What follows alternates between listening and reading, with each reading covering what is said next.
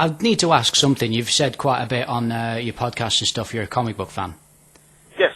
We're going off subject now, by the way. I thought I'd tell you. That's fine. Yes, but yeah. So, a comic book fan. What area of comics are you in? Which?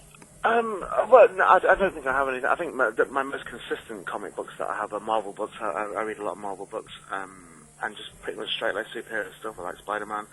Big fan of Captain America. Very big fan of Daredevil.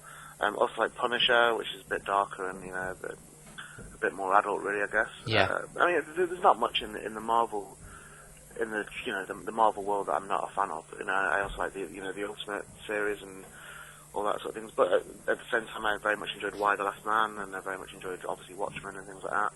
I'm reading Preacher at the moment, which I'm enjoying on and off, which is people frown at me whenever I say that because they go, "It's just brilliant from beginning to end." It's like, well, it's fine, it's all right. I'm enjoying it. You're enjoying it. Can't read it all the time.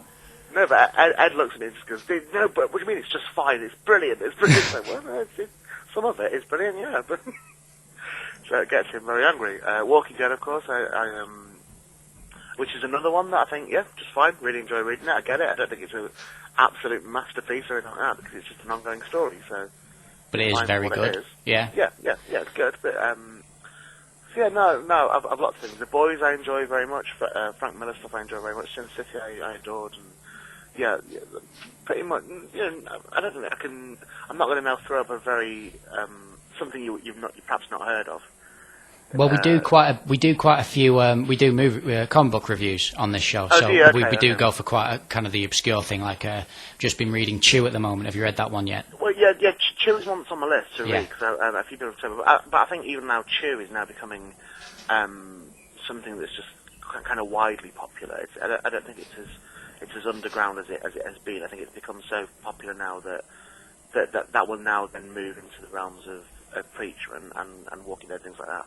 I think I think it is an indie comic, isn't it? I believe it's an indie comic. Image, I think, yeah. Yeah, Image. Okay, so it's an Image kind of. They bring things through slowly. But I think Chew is becoming successful. It's certainly on my radar now, so it's something I'll read. I also read recently The Girls, which I very, very much enjoyed. I bought the oversized hardcover of The Girls and read the whole thing.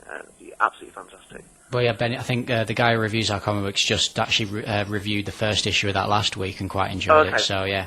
Okay. Yeah. Now, this is a question I've been asking to every comic book fan, really, that's kind of come on the show. So you're number one. Have you heard the DC thing that's going on lately? What's the DC thing? The new they're putting 52 of their big main comic book thing back to issue 1 and starting again, if you will. Oh, really? Wiping the slate? Sorry?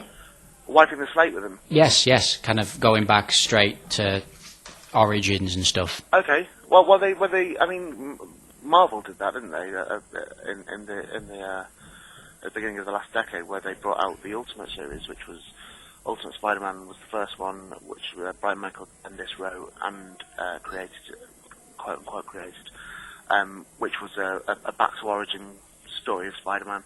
And then they did it with Fantastic Four, did it with X-Men, and did it with, what's the other one? Ultimate Fantastic Four, was it X-Men? Ultimate Spider-Man.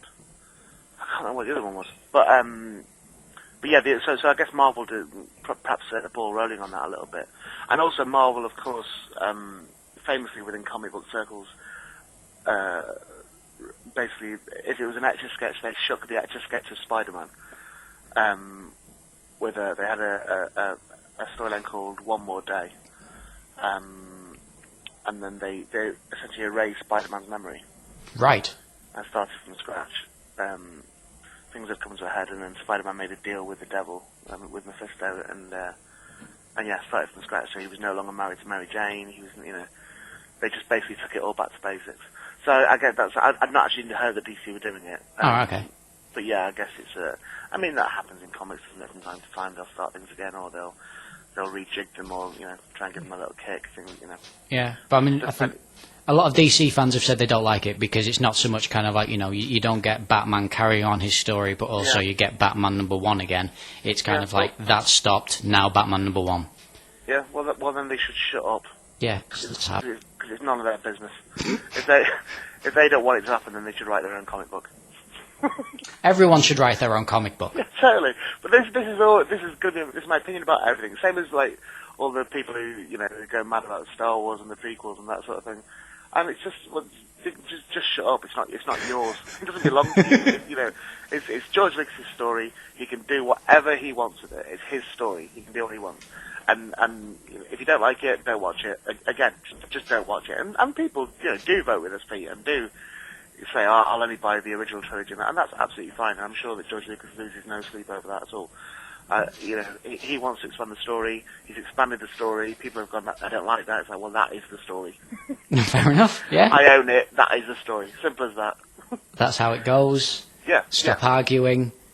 Yeah, well, you can't say, oh, this wouldn't happen, because George Lucas generally say. But it has. That is what happened. I invented it. I promise you, I am God in this story. Okay, good. All right, man. All right, wonderful. Right, well, we've gone on much longer than I thought we would. That's okay, chop it down. Well, yeah. I'll stick it in 2 halves. Might as well. Okay. It's a 2-hour show. Ray, thank you very much for talking to us today. That's an absolute pleasure, Mark. Thanks for having me on, man. And we will speak to you soon. Ladies and gentlemen, Mr. Ray Peacock. Thank you very much. I'll see you soon, man.